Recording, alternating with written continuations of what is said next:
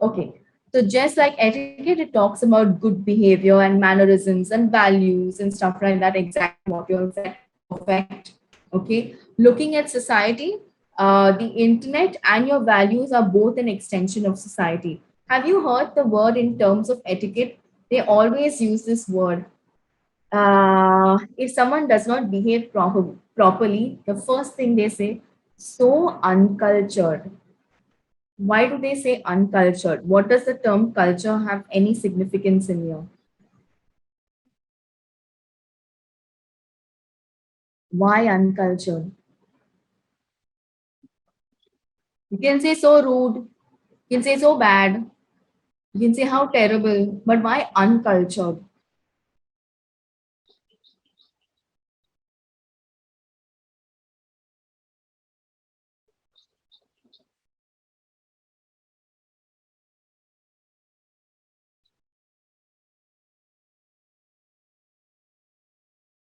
Mm-hmm.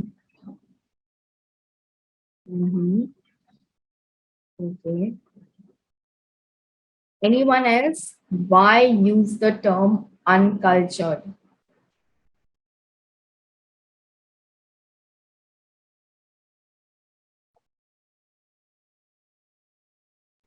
And is it because whenever you're talking to somebody, you, again, as you said, represent your family and your cultural values that have been given to you by your parents or elders in the family. So saying that you're uncultured basically means that you haven't been taught well, or you don't abide by the cultural uh, norms which have Mhm. been taught to you. Perfect. On point. There are certain, as you said, norms. There are dictates in societies. Okay, in terms of how you perform. Okay, and as you said, it would reflect on what say your upbringing. So, in case you don't do well in society, the next thing is, oh, your parents didn't teach you. Okay. Now, one thing, let's say, especially when you're looking at the term uncultured, the idea is that anytime you're talking to a particular person, they automatically become representatives of that culture.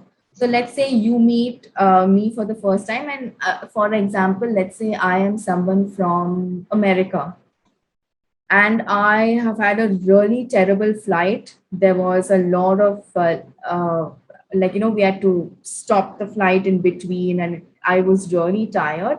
And I came across as a little rude to you, and you've never interacted with anyone else from America. Your assumption would be all Americans think that they're too good for the rest of the world. So they behave like really rude and stuff like that. So therefore, the word uncultured. Moving on. When you're looking at, as I mentioned, whether you're offline or online, the rules remain the same. Um, you're also looking at, especially when you're looking in terms of businesses, there is this one sentence that they keep using, which is keep your personal and professional life separate. Okay. Now, when you're looking at, say, for example, say you guys are picked up by the PR team, PR, public relations. Okay. And y'all are working for the PR team. And let's say y'all have to post content. Will you post content from your own ID, from your own account, or would you create a new account? Not from New our account. concern. New account. Mhm. New ID. Why? Because we are Because representing someone. Mm-hmm. Mm-hmm. Absolutely. Also, let's say, for example, you work for company A, then decide company A is not good enough for you and you shift and move to company B. You already have an existing online account. Do you use the same online account or do you create another new one? No, ma'am. Create a new one. Okay, perfect. So, in terms of when you're looking at companies also have policies, okay, wherein let's say if you are part of the PR team, they automatically expect this of you, okay, that you will make sure that these rules and are followed. Okay. Now, in terms of the basic rules we've got, how we are looking at netiquette. Okay, so very simply, remember that you're talking to another person. I will let you take a screenshot at the end of this. Chill. Let's just go through some of the explanation. Remember that you're talking to another person. Even though you're professional, it does not mean you have to be rude. Okay, it does not account for that. Sometimes being too formal can come across as being too stuck up. Okay, so therefore you have to kind of play a really good game in terms of how you're coming across. So I know sometimes it kind of really cheeses me off when, say for an example, a student who's never texted me before, suddenly it says, "Yo ma'am, how you doing? I got your number from so and so, please add me to the group." You don't know me. Okay, and there are certain, if you know me and then you texted me before and then you say "yo ma'am" because we've interacted that way, that's perfect. Okay, but otherwise it would, I am assuming it would really piss you off too if you were in my position. Okay.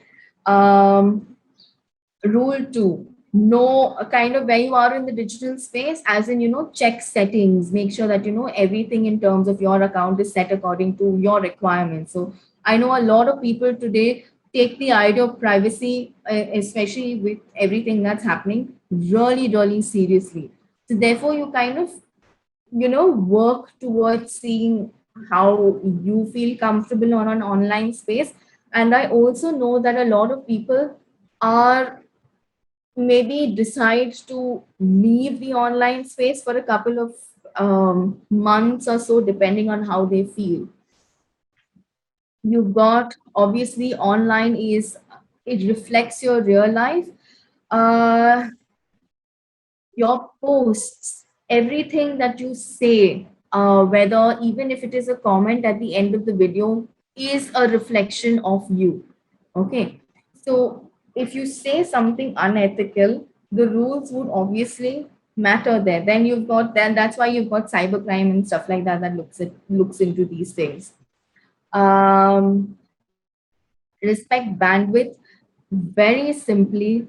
Now I know sometimes students don't put their videos on because they are genuinely in a tough spot and they can't afford to put their videos on, because otherwise it would take up a lot of data and they wouldn't be able to hear me. They are not in the best network zone.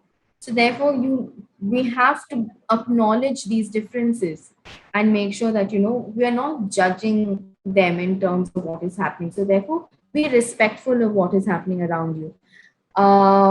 Make yourself look good online. Exactly what you said, clearing the background, making sure that bandwidth is set, seeing that things are sorted out. All that thing comes in here. Share expert knowledge. Think of all your TED Talks that are there online. Okay. You're creating an atmosphere wherein wherein you ensure that people online are um, in alignment with what you post. Okay, so let's say for example, if you're a influencer, okay, and you post controversial content, not everyone will say that okay, this is an expert opinion. Okay, you will get trolled, then you will. And let's say for example, if you're offline and you kind of go and you meet people, you're bound to get heckled. Okay. Cool. Moving on, check opinions and emotions, obviously works online. Respect other people's privacy, forgive. Okay, seems very basic. Now you can take the screenshot.